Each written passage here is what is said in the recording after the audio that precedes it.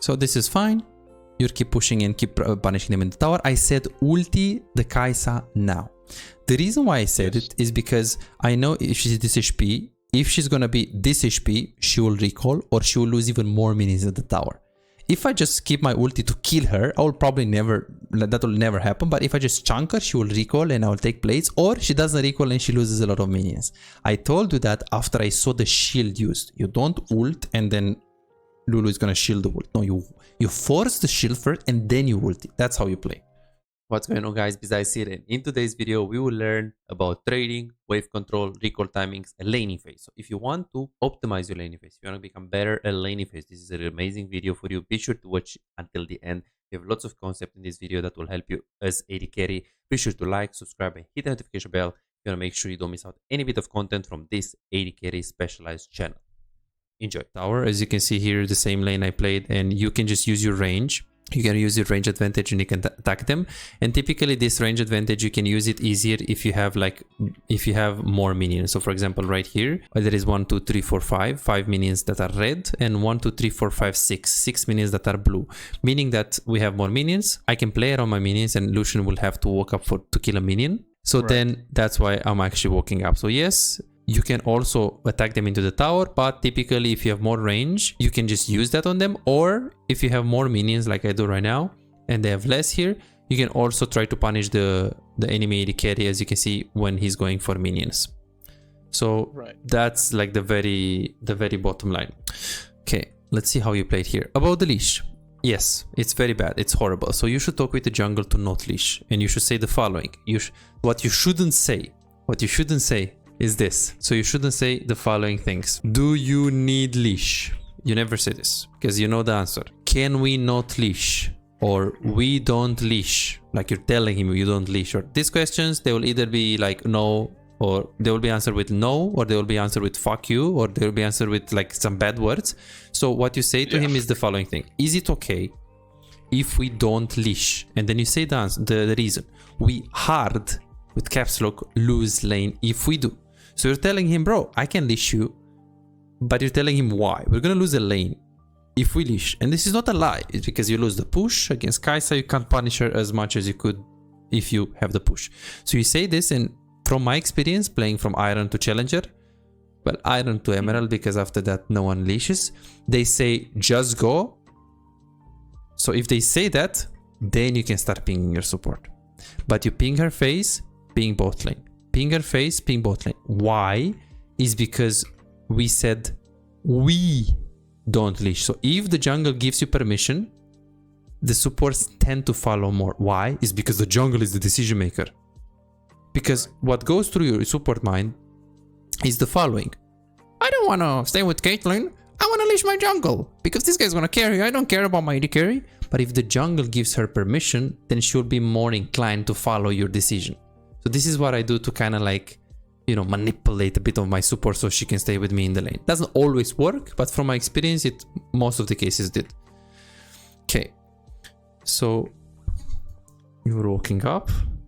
Let's see what you're gonna do here. You're trying to start to push. In this case, you don't even need the push because you have a lot of range. 650, you said?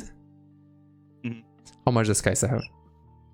I think 525. Perfect, 525 Kai'Sa, 650 Caitlyn. So even with having the same amount of minions like this, you can easily poke and you can punish. So I really like what you're doing right here. I really like this. Is very good. Very, very good. The fact that you're walking up and you're threatening the Kai'Sa with an auto attack, and here you stop for a minion, here you stop for another minion, that's fine. I really love the pressure. That was very good. Personally, I would also throw the Q. Why? Is because you're having full mana. So you're wasting your mana. How do you waste your mana? Well, you're not using your mana regen. The moment you use the first Q, you can use this, like you can basically reduce the cooldown of the second Q. Because if you use it the first Q faster, then the second Q comes faster. And you also use your mana regen. Now, having full mana is very inefficient. Especially here, when she used the Q and the karma Q slows, drop the Q immediately. That's what I would do. Here, that's fine. drop the Q immediately. If you get the wave, that's fine. I wouldn't say it's a good thing typically. In this case, you anyways have the push, and killing the minions faster is not good. You like this state, you like having like 8 minions when they have like 5, because if they walk up for a minion, you can just punish them. If you just kill the minion and push them into the tower, you can't pressure them as good as you pressure them here. So I wouldn't necessarily queue the minions, but just to pressure them, like for the purpose to pressure them, I would do it. Look at your mana right now, especially here, same thing. Just queue like this, you queue also the minions, you kill them, and then you easily pressure them. Are you an AD carry main who feels like no matter how well you play, win the lane, make good decisions, play mechanically well most of the times, but you still have no real impact? You crush it one day, win 5 games in a row and feel unstoppable, but the next day you lose every single game and start doubting yourself. Am I even a good AD carry? What can I do if enemy top lane and mid lane are so fed? Imagine a world where you never let the lead slip away.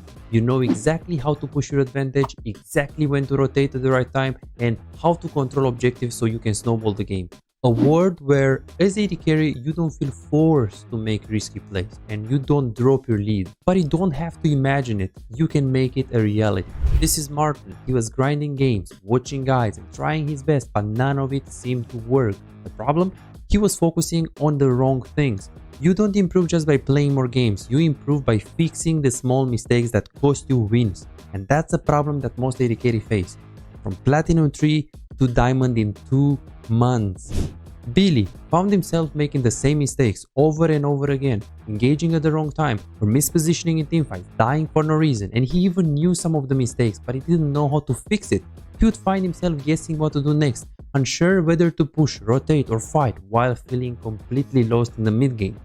Now, he knows exactly what to do at every stage of the game and his results speak for themselves. Silver to Emerald in a month. Shaquille went from Diamond 4 to Challenger. Alex went from Gold to Grandmaster. And they are not alone, they are part of a growing community over 3,254 players who have taken coaching and transformed their gameplay. But here is the truth, this was not overnight and it was not effortless. Shaquille spent 2 years grinding to reach Challenger, not by playing more, but by playing smarter. Alex dedicated 26 months refining his skills and climbing to Grandmaster once he started focusing on what actually matters. So no, this is not a one session and you'll climb instantly, promise. If you're looking for that, if you're looking for a shortcut, this isn't it. But if you're willing to put in the time, willing to put in the effort, apply the right mindset and focus on the details that actually matter, this is the proof that coaching actually works. You're closer to being a great AD carry than you think. Most players just need to uncover what's actually holding them back. That's it. You could keep grinding, watching random guides and hoping for progress, but how much time will you waste before realizing something is missing? You could finally find the real mistakes that have been keeping you stuck and start making real progress. You have already put in the effort. Now let's make sure it pays off. Book your coaching session now at bizaz.com. Okay, if you are level 2, you can, if you think you can poke them reliably, you can actually miss minions. If the amount of poke / chunk you're gonna give to them is high, missing 1 or 2 minions is not bad, which you did it quite well. If you pay attention to what you did here, like now you're missing minions, but you're poking because you're level 2, you have little tempo. This is an amazing what you're doing here. This is fine. I would have liked it a little bit faster. I would have liked it here. Look.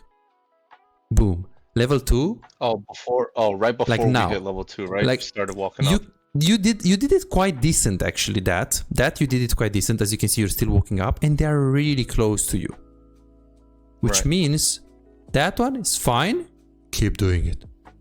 Oh no. That minion is useless because the Lulu is so close. And typically you like to have the minion and the poke, like what you did here as well. Like look. You backed off a little bit, you got the minion, you backed off a little bit, you got the minion, and you poked after you get the minion. Typically, this is fine. But if she's inting, because I can't say Lulu almost in melee of the Caitlyn when you're level 1 and they're level 2 is a good play for her. It's a horrible play. And the fact there is also another thing here. 1, 2, 3, 4, 5, 6 minions. 1, 2, 3, 4, 4 red. So when you're Lulu right here, you need to see 1, 2, 3, 4, 5 minions that are blue, and look at the red ones, just 3. So the minions are helping them. Right, because if they trade, they they also take auto attacks from the minions Yes, as well. yes. So even if it was 3 versus 3 minion advantage, like no minion advantage, you're still trading here. But the fact that you have the minions, you should be really confident and just trade here. So that crit right there, I wouldn't use it on the minion. Just a small, we can optimize this a little bit. Right. And then let's see what we're gonna do. So right now, I wouldn't push. The reason why I wouldn't push is because you love this state. The reason why you love this state, let me see, hopefully it's the same. Like, look, I also like to be into the brush when I queue because they can't see it. So I like to bully. But the moment I'm in a state where, let me see if I can, is it gonna be here? Okay, maybe not this game. Let me see if I have another Caitlyn game. Maybe this one, but this one is like a bad one. Yeah, this one we're getting pushed in.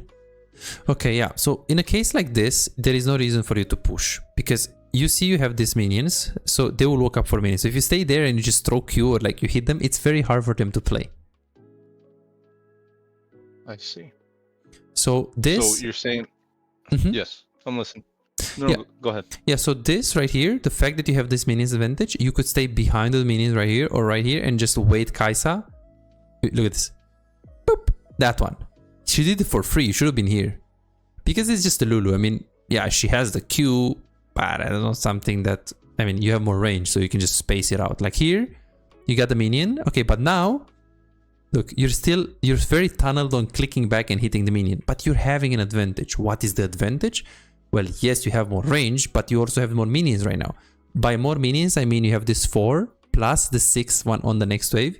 They only have this wave.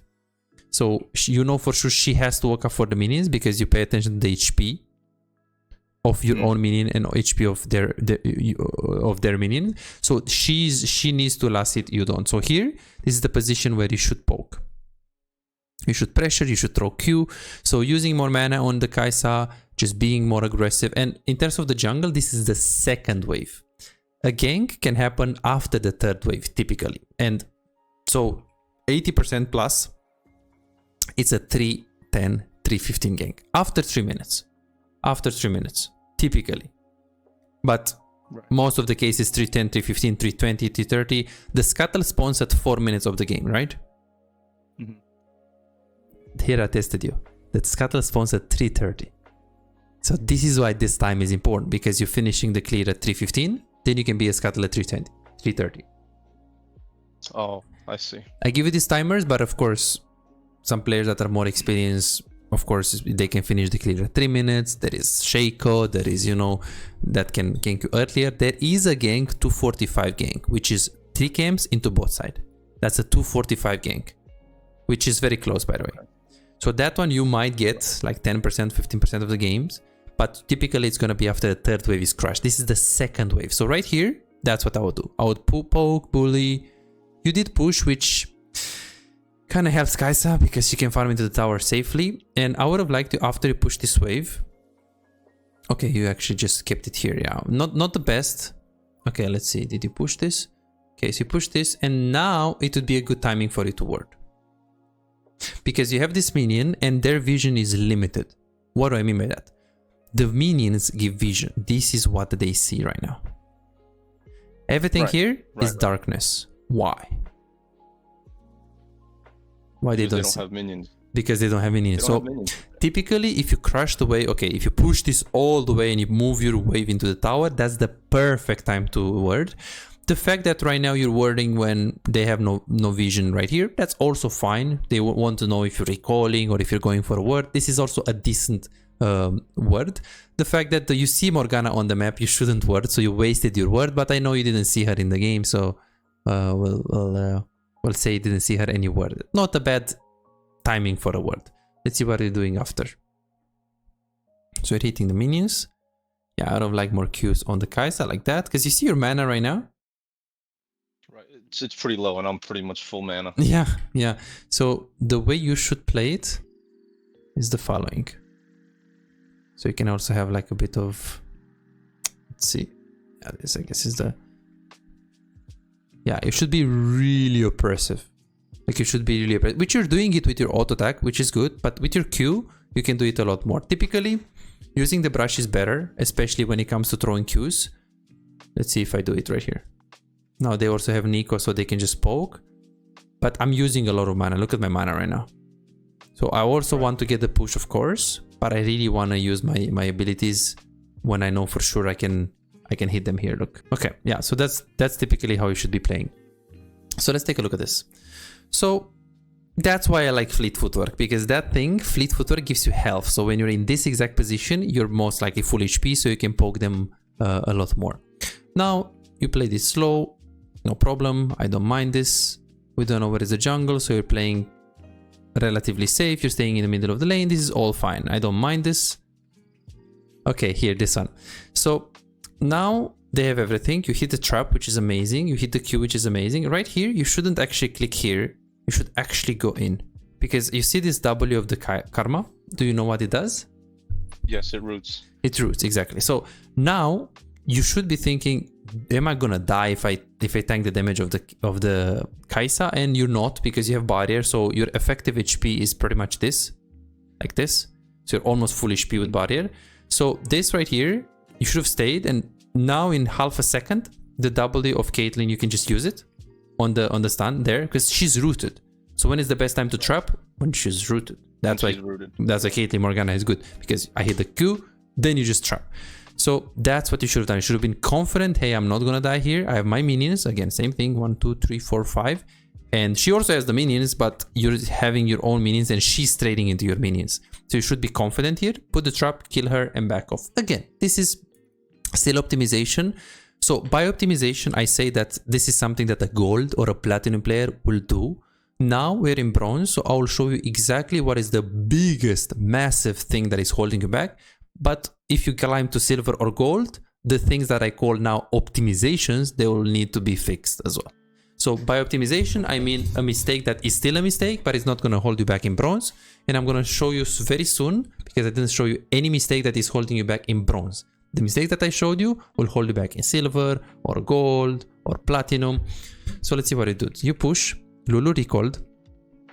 I would have liked you to push faster, and I would have liked you to see that Lulu recalled. The reason why Lulu recalled is, well, she was like 1 HP, she was low, right? So she couldn't really do much. So Morgana is top lane right now. We saw her in the minimap. And now Kai'Sa is 1 HP, well, pretty low HP, low mana. So here I would have liked the instant Q and the ping push. Do you know there is a specific ping that you can do to tell her to push? Yes, it's the green one. The green one, exactly. So it's upright. That's how you do it. So that's what you should have done, and you should have done it immediately, because now you see kind of pushing, but I would like the Q, I would like Karma to know, because you see she's just worded. Because the faster you push, the better, because Lulu is now in base. So now you gotta punish her. Now you gotta crush the wave into the tower, and now you gotta be 2 versus 1. Right. Because if you're not pushing fast enough, then Lulu has more time to come back in the lane. And here you could have just recalled immediately. There's no reason for you to stay here. Because right now, you need to think, hey, can I pressure her into the tower? Well, you have 400 HP. She is low on mana though, but Lulu is coming with full mana, full HP. So in terms of the mana and resources, you are pretty close, but she will come with a Lulu with full HP. The only thing that should hold you back right here is this. If you think you have enough resources to play for 1300 gold ideal recall, you should always stay. Personally, right here with this HP 470, I would definitely stay. It is not so greedy. If you are this HP, you should always recall. 200, 300 HP, you should recall. You have a big wave into the tower. Even if you don't have BF sword, it's fine. But if you think you can stay a little bit longer without dying and you're not putting yourself into high risk, I would definitely stay for BF sword. So this is a good decision. Let's see what you're gonna do. So you should fast push this immediately. We don't know what is the jungle, and you don't have Tribush worded. So you push this, and if you wanna stay more, you should ward first. Right. Let's see. So you push. And now you should be thinking, hey, should I stay? Well, I have 1.1k gold, but I don't have any mana. So the next wave is very far. So that one you're not taking for the BF sword. So what you should be thinking right now is the plate. Because the plate is the only thing that can give you BF sword. You need to move your camera and you see the plate. Let's see if he did it. So No, you I see, took a base here. because there is a word where, because Lulu is very close to the lane and Kai'Sa just recoil, but the thing is you have only 6 minions, so if you're moving your camera and the plate is 100% HP, you should not stay, because you're not gonna get the plate, you have 0 items, you're useless right now. But you see, it just depends on the HP of the plate. So we just found the biggest mistakes that are holding you back in bronze, and it's big.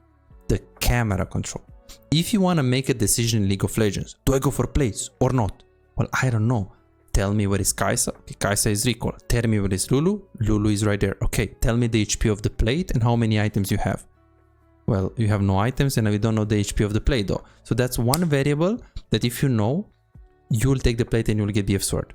So looking and checking the variable, absorbing the information is the biggest thing that you're missing. You're missing it in the laning phase.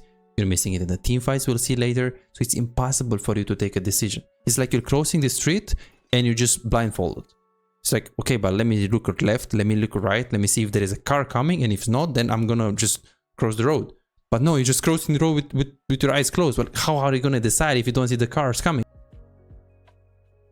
Yeah, I was a little hesitant on what to buy.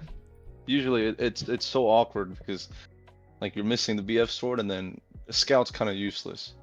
Out of everything in that, that makes up the Yintao, you know, scout is the last one that I would get. Yeah, for sure, for sure. Well, if you did get the plate, then you can get BF sword. So here also you should move your camera to bot lane. How is Kai'Sa pushing? Is Kai'Sa slow pushing? Is Kai'Sa like, does Kai'Sa use her abilities on the wave? This is important information because you're not even looking. I want to see, is the wave slow pushing into them? Is the wave pushing into you? Of course, now you just crash the wave, so you should know it's pushing into you. But it's important to know what Kai'Sa does. She uses mana. Maybe she just uses her W on the minion to get the cannon because she was scared she's not going to get the cannon. Yeah, but that's 20 seconds cooldown of her W. That means you can trade. But if you're just walking on the lane like this, it's not very good. Right, I can't see anything. Super important. I see. Very, very important. Okay, then you're keeping the wave here. Enter the Q. I would like you to actually keep the wave here because the wave is pushing into you. Why am I saying that the wave is pushing into you, and how do I know that? They have more minions than my minions. Perfect. They have more minions than you. Typically when you play Caitlyn, you like the wave in the middle, or you like to have slightly more minions so you can punish. We said why in the beginning. So this wave state right here pushing into you, you know, it's Lulu, she can stay in the brush, she can poke you. But it's Kai'Sa Lulu, it's not a Ashe, or it's not, you know, Karma, it's not anything crazy. So it's not a bad wave state for this, like you're not gonna get punished. And judging of the jungle position pathing, we see his camps right now, he's gonna just do this recoil into probably Drake or something. I don't know why he's playing top, but that's another story. You have a good wave state. The wave state should be dependent also on the jungle pathing, which in this case, you can stay here and you can hit them. Why? It's because if you're pushing this wave into the tower, if your jungle was behind you, that would be fine. If your jungle is starting Drake, that would be fine. If you want to punish them in the tower, that would be fine. But in this case right now, what you're doing, you and Karma right now, you're just pushing the wave when your Briar is away from you. Yeah, but Morgana is not. Keeping the wave pushed into you will make you safe if your Briar is top. If your Briar was patting bot, or if Briar was bot, you slow pushing into them is the best play. But in this case, you could have just let the wave to come into you. It's not bad to change your wave state like you did here, to move it from slow pushing into you to slow push into them if you think you can punish. But the only way you can reliably punish enemy without putting yourself in high danger is now you go forward. And I mean it like now. Because this right here, again, it's very greedy. The reason why it's greedy is the following. Because this is the line, right? Of mid. Now you just crossed it. But you don't have vision in the tri-bush right now. So they can just kill you. Look, Morgana can just come. Oh shit, you don't have any vision. Okay, that's even worse, but we don't talk about that. So bottom line is, no problem, you did this with the wave, but judging of the minimap state right now, you have no vision, so you should go forward. When? Well, now. Why? It's because of the same thing. They don't have minions, so all of their vision is this. Because it's champion and tower. So what can the tower see? This. What can Kai'Sa see right now? Well, maybe this. So this is all darkness. So now you should go forward. Where? Well, I would ward just there. You can also ward tri-bush, it's okay. But you can't play like this. This is the exact moment when I said, right here, the moment I saw you click, you will see it on the replay. I said, okay, you will die now against Morgana. is right here when I said it. Because it's a very normal thing. If you want to play aggressive, again, remember the middle line there. You want to go past that, okay. You did push the wave, no problem. But now go for a word, and after the word, yeah, you can play aggressive. You can play maybe, you can play here or here or here. Don't go past this line. You can still play aggressive, but don't play into their tower because Morgana can still gank. But you can play more, like this is enough aggressivity if you have vision. And it all depends on the jungle. For example, if I have this brush worded, I can play here. I can play here against Morgana. Because if she comes and I see her, I can still back off. I still have enough time. So I can play here or maybe here, but I don't go past this line because it's a Morgana and she can kill me. If it's a Shyvana or someone with no CC, I just play here with the word. Sometimes I don't even word if I play against like a very useless jungle, Shyvana or someone that doesn't have CC. But against a Lulu, you can easily play here. Lulu, Morgana, you can play here with a word. If it was a Nautilus or Blitzcrank with Morgana, then I would play like here with the vision. So you can adapt your aggressivity style judging of the setup of the support and the jungle. And judging of you and depending on the word. But here, bottom line and the biggest mistake, we didn't word. Let's see. So this is the best vision checkup you can have in League of Legends, because websites like Mobalytics and Professor, they will just tell you how many words you put in the game, which is useless. What is important for me is, do I put the word on the right timing? Do I put the word in the right place? Do I need the word? Like, remember the level 3 word that you put when Morgana is top? Yeah, Mobalytics will say, oh, you're so good, nice word, but it's actually not a good word. So this is basically what you have to look at. Is the timing worth it, and is the position of the word? Okay, so you did get ganked. Very nice movement here. You did flash.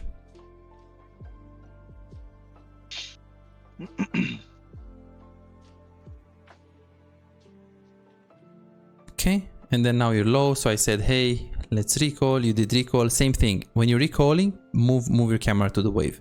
Why? Is because there is, well, here it was very scary, because there is a word where you see Kai'Sa pushing like a psycho and you stay for one more wave. Not in this specific case because you have literally 30 HP, but there are cases when you're this HP and you're like, oh, Kai'Sa is pushing, let me stay for one more wave. Maybe I can get BF sword, you know? So you need to move your camera. I mean, let alone the fact that, look at the Kai'Sa. Like, look where she goes like this on the left. I thought she's gonna W you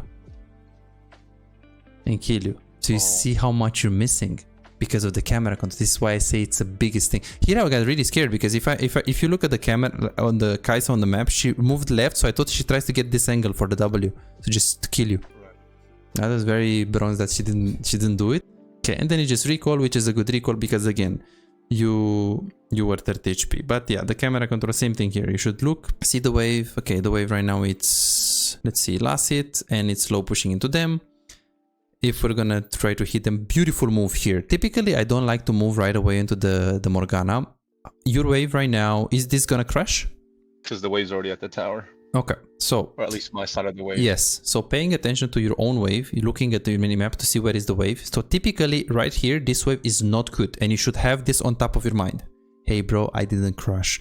This wave is not gonna crash. It's a freeze for Kai'Sa. She can stay here and she can just like last hit. This is not good, but the distance between you and the fight is so small that you can easily kill Morgana.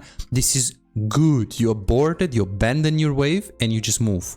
This is a very good decision. If Karma doesn't fuck up and she uses her spells correctly, this should be, which she beautifully did. She easily dies, but even Morgana Flash, she anyways died. This was a good decision. Yes, if you're doing the same decision when the fight was at the Wolves, when the fight is right there, when the fight is right there, when the fight is right there, it's bad. Because this fight, too far. Exactly. And what too far means, this is one camera, this is two camera, 2 screens away, I call it. Challenger players, that's how they call it. They call it 2 screens away. So this one right here is close enough. If it was at Wolves or any other more, like there, okay, let me stay here, push the wave. Okay, not in my home, but yeah, just push the wave. And then, and then just move. But the distance right here made you to make this decision. So I try to, even the good decision, I try to highlight them because you might not have all of the factors that you need to take into consideration when you're making the decision. And here you stayed, and this is good. Also the traps. The traps, here, this one is the trap that you should put, because this trap doesn't allow her to farm this minion. You see that she actually farmed this minion because you put it here. So you put this trap, and typically you don't put this trap which you're putting. This one is the one. You're clicking slightly, I will show you very soon, slightly to up. And then you're pushing, same thing. Don't play too aggressive. You want to do this, you can easily do it. But please, word first, word first.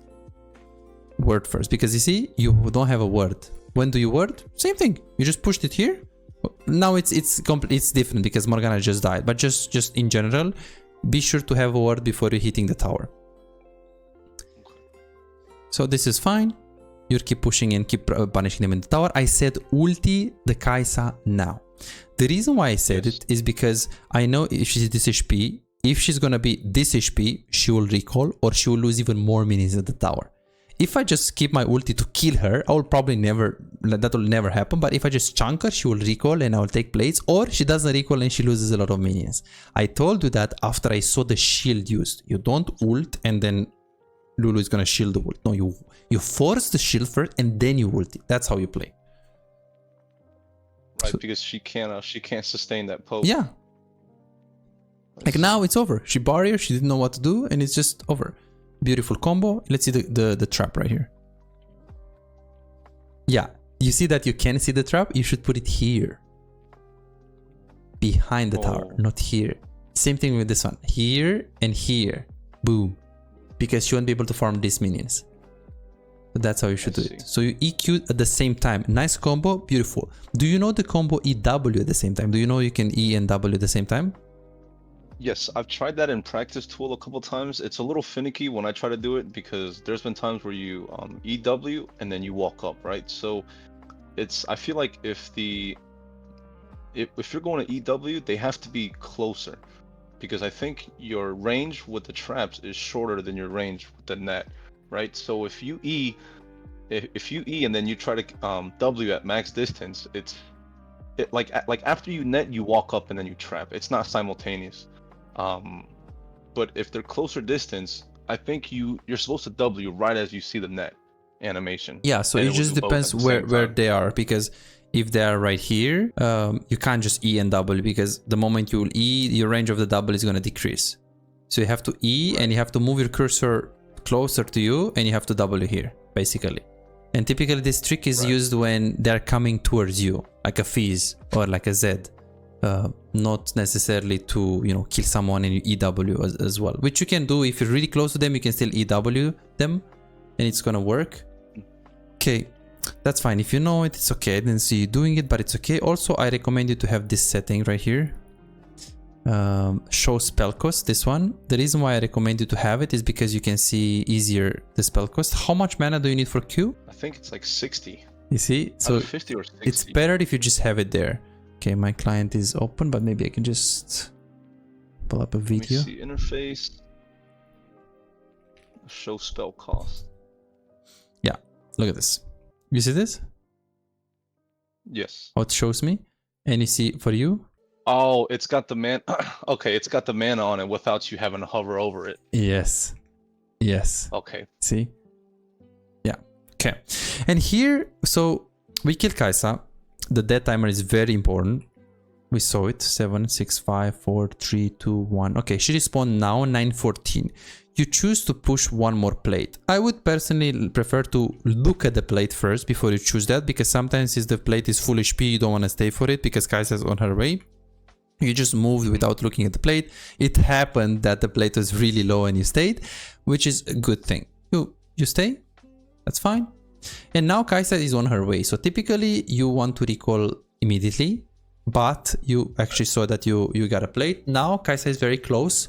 Kai'Sa should be like there.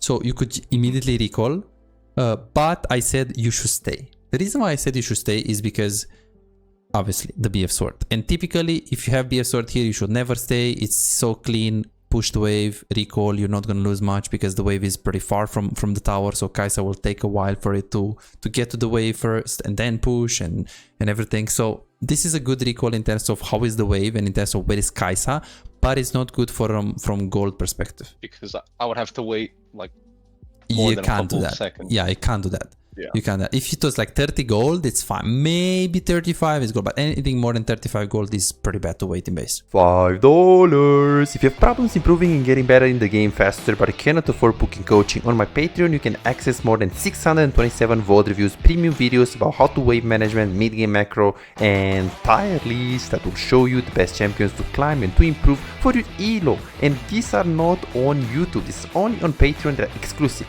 Moreover, you can participate in the free coaching waiting list to get a premium VOD review. I'm giving away 2 free VOD reviews every single week. All what you need to do is simple 2-step process. Subscribe to my Patreon and share your OPGG, and voila, you are on the waiting list. You're gonna get a personalized VOD review for any game in your match history. For just $5, you get not only the free VOD review, but a whole bunch of exclusive benefits that will supercharge your gaming experience. It's a small investment for a big return. And it's just $5, it's no brainer, right? But here is the deal, you've got to act quickly. The waiting list is already filling up fast. 55 people already subscribed to the Patreon, and there are 6 people that they are on board, they are on the waiting list. And more are joining every moment. Now, do you want to secure your spot for a free VOD review? Go ahead on my Patreon and reserve it right now.